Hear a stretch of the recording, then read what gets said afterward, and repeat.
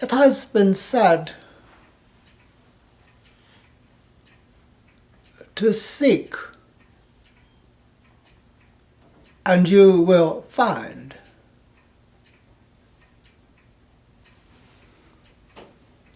And truly there are many seekers.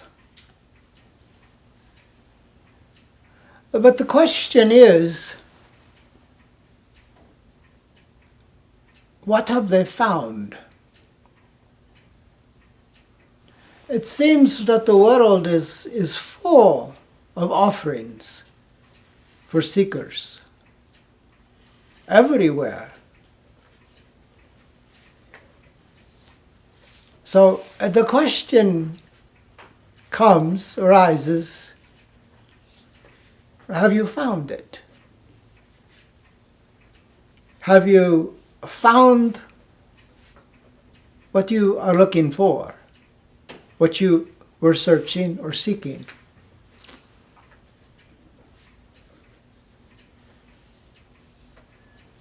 It has been written that once one has found the truth, you would never hunger again. Now, that hunger is a type of longing, wanting, wishing. It is like one finally finds the sort of food, nourishment that satisfies the being, and you are never wanting any food again. Now, the intellect says, well, that's ridiculous. The body is always needing nourishment. It always must replenish itself. You know, there is no food that would be permanent.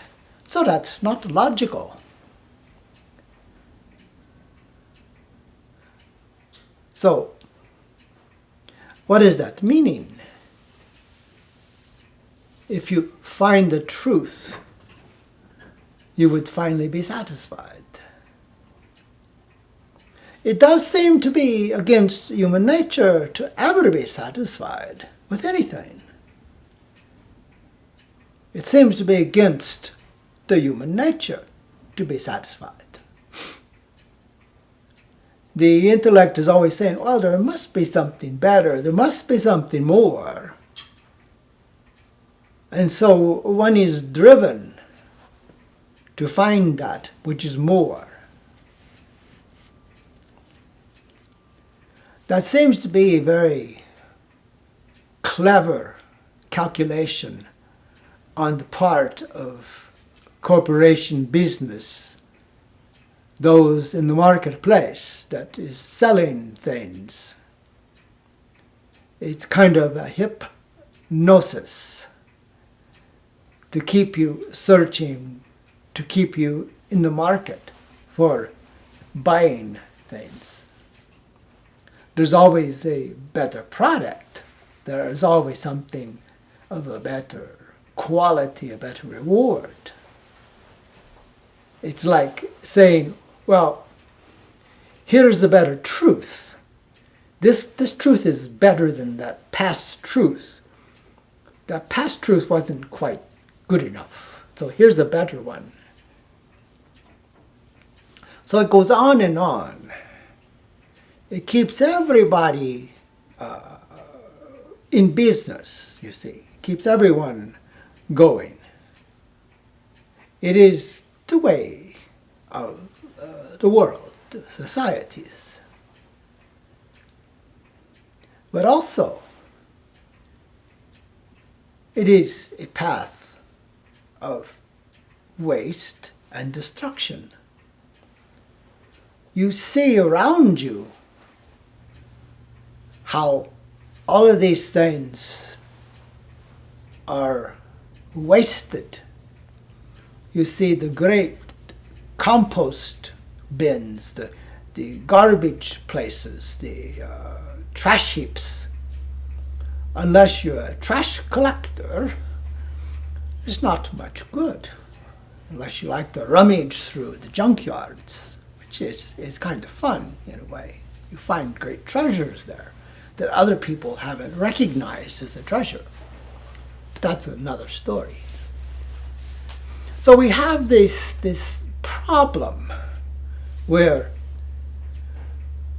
the truth of the past seems to become outdated.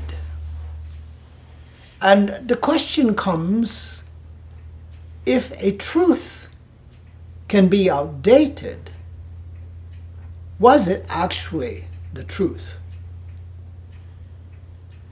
If you hear the truth and you are satisfied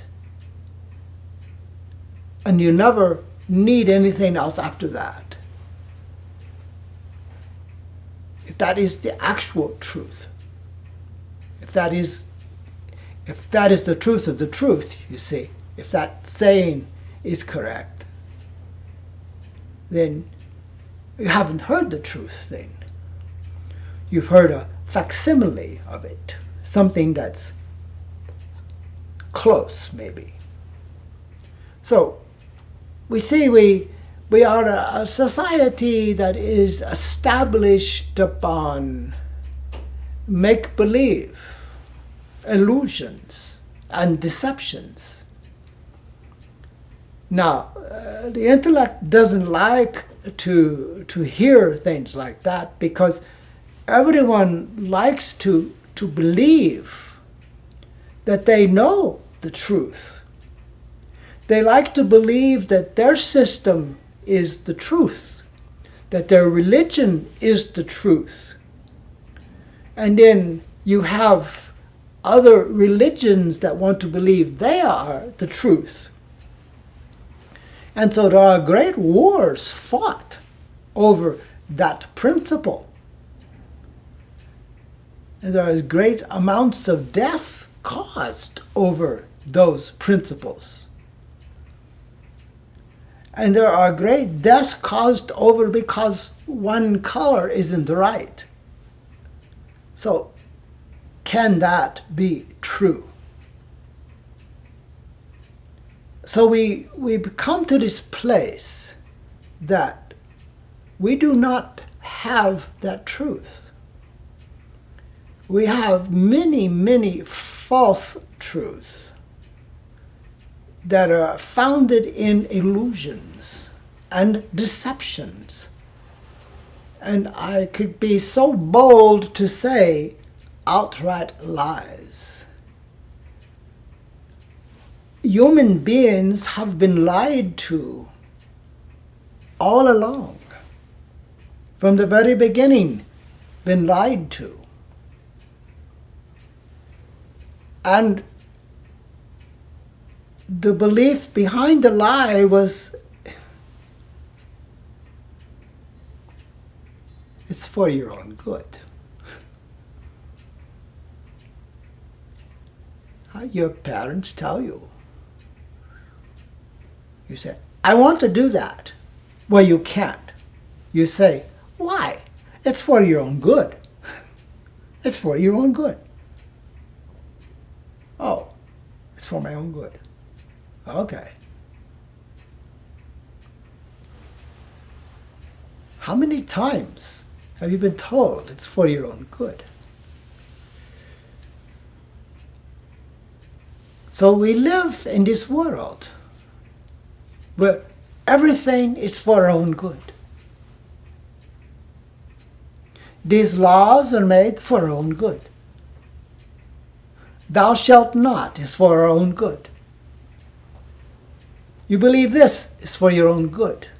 You don't do that is for your own good. You do that is for your own good.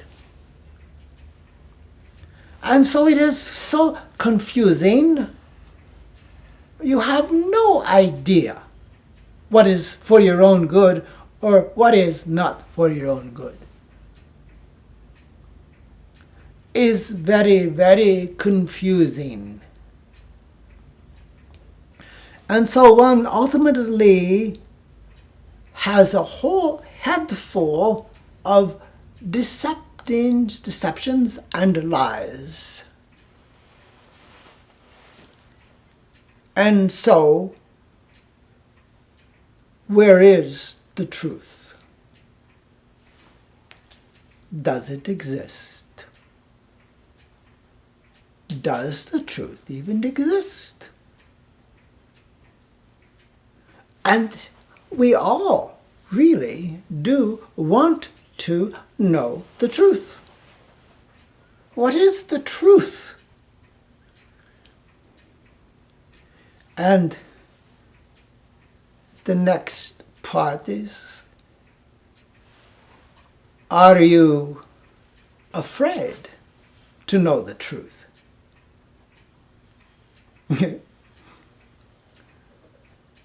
You see, do you really want to know the truth? What if the truth contradicts what you want to believe, what you want to know, what you thought you've known? See, that's another big one. You persons say I want the truth no matter what. I want the truth no matter what. I don't care what it is, I want to know it. But it has to be fitting into my box. You see, I don't want it to disturb my life too much. It has to fit every piece. It has to go into my box of beliefs. Otherwise, I won't accept it. You see, there's conditions. And so that's what we say is one lives a conditional life. You want to be unconditional and free, but you live a very conditional life. There's conditions, there's buts everywhere. Everybody has got the buts, you see. Buts here and buts there. But. All over the place. Instead of a putt-putt car, you got a butt-butt car. Everywhere. But I want the truth, but will it hurt? Yes. The truth cuts to the core.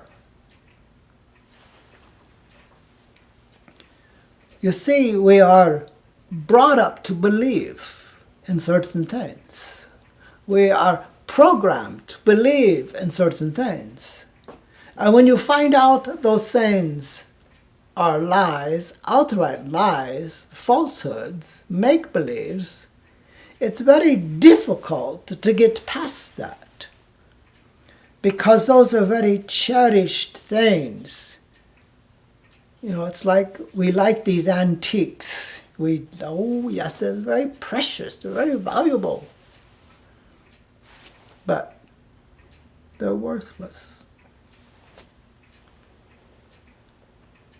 So we somehow have to begin to strip away all of these false things and come to this place to realize just exactly what we've lost in this process, what we've sacrificed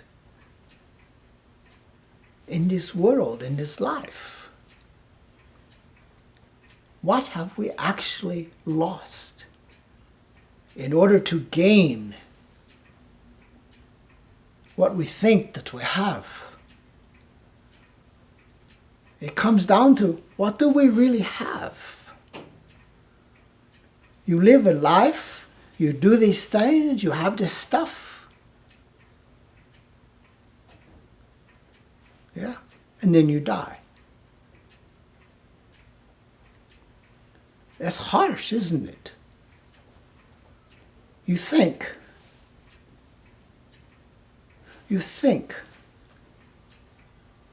but you have not. You see, you have not.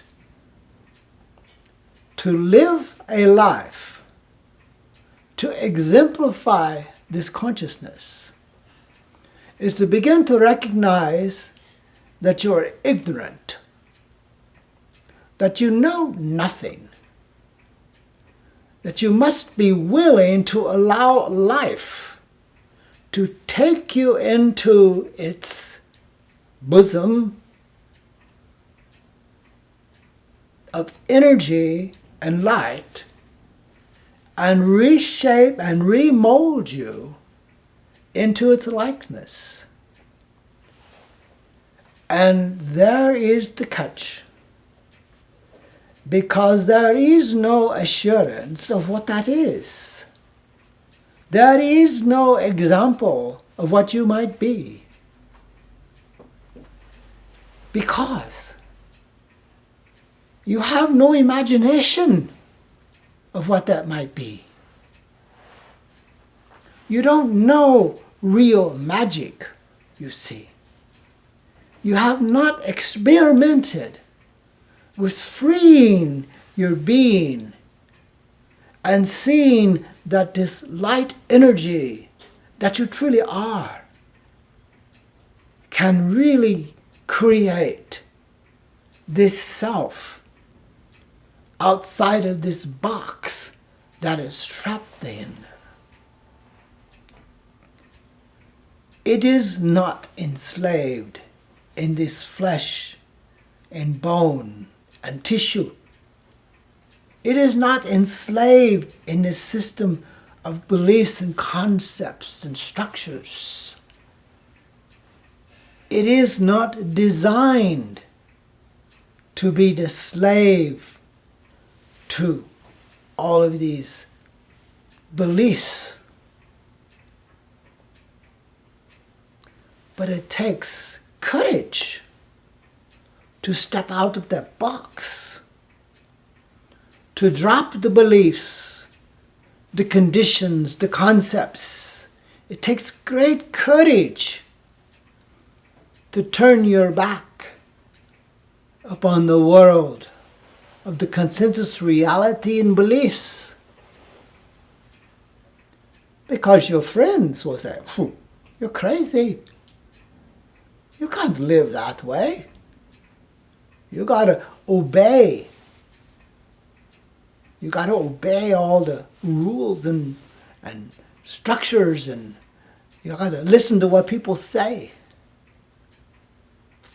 Yeah. It is said that the road to hell is broad and wide, and many are walking that way. And narrow is the way into enlightenment. I use it the way I see it. Narrow, because people do not believe. They do not accept this as possible. They see it as foolish, because it says to turn your back upon the past, the beliefs and the concepts, and listen to your real self. The self that is not made through conditioning, beliefs or concepts of the past, and open yourself to the light. Your magic wand is made of trust and knowing. You didn't know you had the magic wand, did you? Your magic wand is trust and knowing. Trust in your knowing that you are capable of transformation, and it works through the light of your awareness. You are a very powerful magician when you operate through feeling knowing. That is the most powerful thing in this universe. And when you know that, you are our most powerful being. But I doubt if you believe it. Because if you believed it, you would be jumping for joy and transforming already. So, listen up.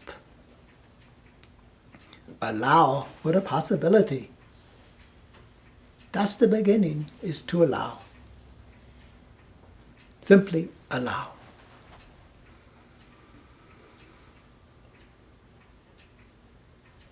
you could be surprised. Possibly you've heard the great truth.